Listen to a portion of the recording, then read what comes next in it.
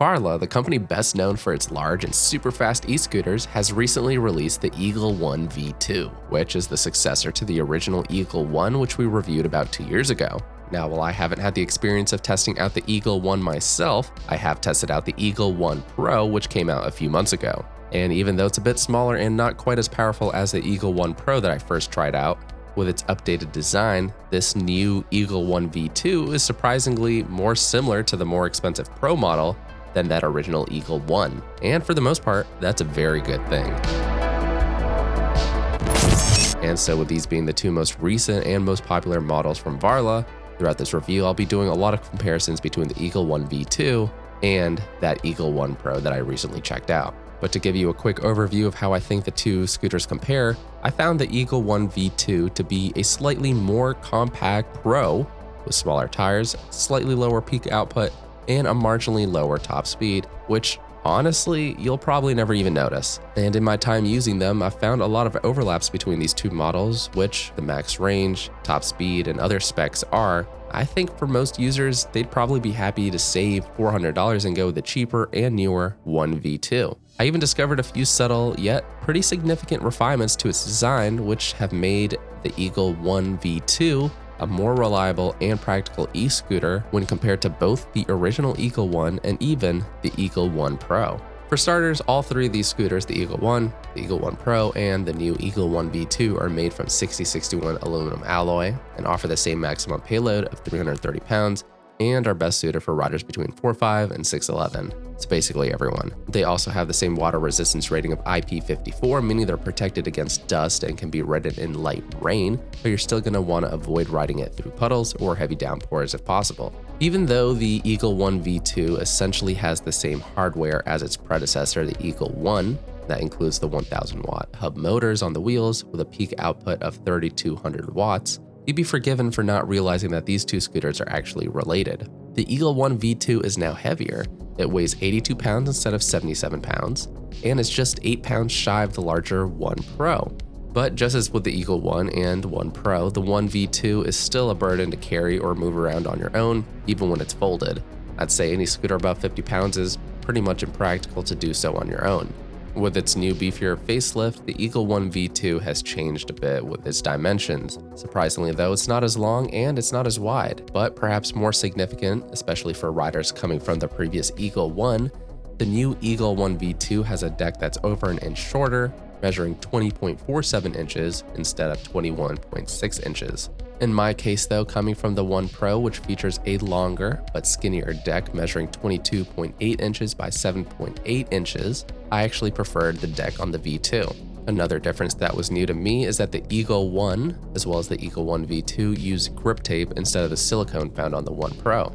Honestly, I didn't really notice much of a difference in terms of feel or traction when switching back and forth between the two decks, but I think I still prefer the silicone option just because it's a little bit easier to clean off, especially when it gets muddy or dirty after a ride. On the other hand, with Varla's options that feature grip tape, they do include 3 additional replaceable grip tapes for its deck.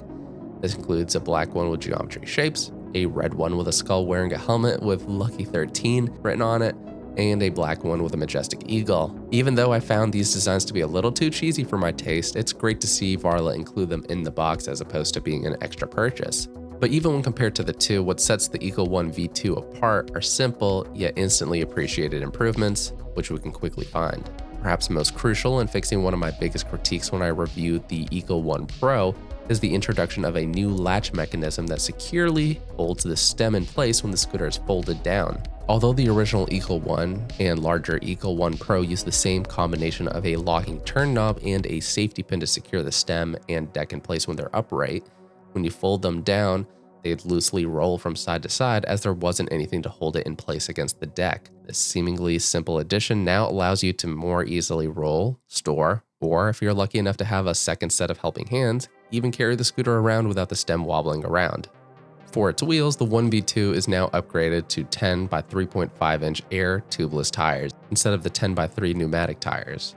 The original Eagle One standard tires were mostly intended for street riding. Compared to the One V2, Varla did offer similar, more off-road worthy knobby tires with the Eagle One. However, that was an additional $61 if you wanted to go with those.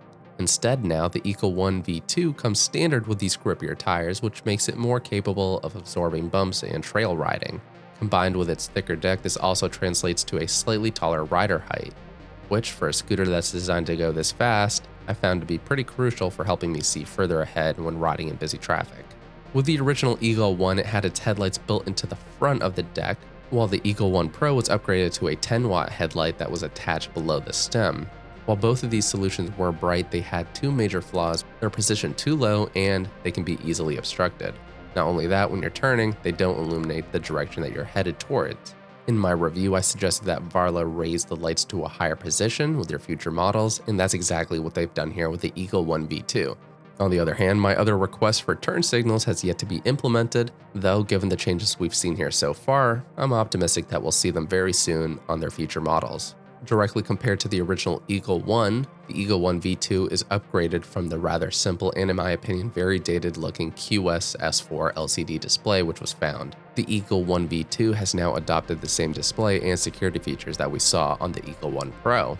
This includes a larger 3.5-inch color LCD that shows key information including your speed, battery status, riding mode, voltage output, and distance traveled. Unfortunately though, the same issues do carry over, which means the display can still be easily washed out in bright sunlight, making it difficult to read on sunny days. Also carried over from the One Pro is the built-in NFC card reader, which adds a layer of security and convenience. Instead of relying on a traditional key, which, in my opinion, can be easily misplaced, users can now tap the NFC card on the sensor to unlock the scooter. Even though this can potentially deter thieves from nicking your fancy ride, I wouldn't exclusively depend on it. I think one of the most important things for a lot of people considering the scooter, especially between the rest of the lineup, is the performance. Top speed when fully charged is 40 miles per hour, which is identical to the Eagle One. I mean, honestly, even passing anything over 20 miles per hour does take some time to get used to and is still pretty crazy when you're going around tight corners or over bumps. For me, having the extra power available on these scooters is not for its top speed, but rather for its quick acceleration. This allows me to easily merge or make turns more safely compared to less powerful e-scooters, which will take time to accelerate. And in my test, I found that the Eagle One V2 seems to be on par in terms of acceleration compared to the One Pro, which means from 0 to 20 miles per hour it takes about 3 seconds, but anything above 25 miles per hour this scooter does feel less quick, taking about another 2.5 to 3 seconds to reach 30 miles per hour. Moving on to ride quality, at first I thought I'd notice more of a difference switching to the smaller 10-inch tires coming from the Pro's 11-inch. Perhaps the Pro felt a little bit more smooth over bumps, but in truth, that might be more of a placebo effect. That said, both models did an incredible job at dampening the rough roads as I tested them, and were equally stable when traveling over dirt paths, grass, and gravel. But as I was saying earlier, both scooters do feel a little bit more unstable as you pass 20 miles per hour, and it only gets more noticeable the faster you go. The V2 is upgraded to a slightly larger 52-volt, 1082 watt-hour battery which is housed in its deck, compared to the previous 946 watt-hour battery found on the Eagle One. Varla does claim that this should give you about an extra 2 miles of max range in its eco mode, but in reality, I don't think it's going to really make much of a difference. Just as with the Eagle One Pro, I found the real-world range to be closer to 30 to maybe 35 miles depending on how hard I rode. Just as with the Eagle One Pro though, I also experienced the rather common inconsistent battery percentage readouts, which a lot of other e-scooters and e-bikes seem to also struggle with.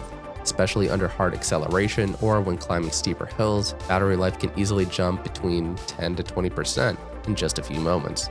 Slowing down or returning to flat ground usually does return the battery levels close to the previous state, though I found that the longer I rode like this, say anything longer than 30 to 60 seconds, I can expect to lose about 1% or more. Something that's a little bit interesting though is that the claimed charge times have gone up by about an hour compared to its predecessor. Just using one charger, it takes about 9 to 10 hours to fully charge, whereas using 2 chargers, which buying a second one is required, cuts charging time to about 5 to 6 hours. That's still significant. And so the Varla Eagle One V2 might not have the performance upgrades to justify upgrading from its predecessor, but this is certainly more than just a simple facelift. The One V2 carries over many of the important design changes that we first saw in the Eagle One Pro, and it even improves upon it. Aside from downright looking much better and more rugged than the original Eagle One, the V2 also introduces a number of improvements over the more expensive Pro model, such as repositioning the front headlight, relocating the charging ports, and introducing a secure stem latch mechanism. These seemingly minor adjustments make a significant difference in usability, making the scooter easier to handle and store. While existing owners of the Eagle One, and of course the Eagle One Pro, probably don't find enough here to justify picking up this new scooter, those considering the V2 between these other two models will undoubtedly benefit from these changes. So thanks for checking out our review. This has been Paul with MakeUseOf.com. Let us know your thoughts on this scooter in the comments down below. And until the next one, we'll catch you later.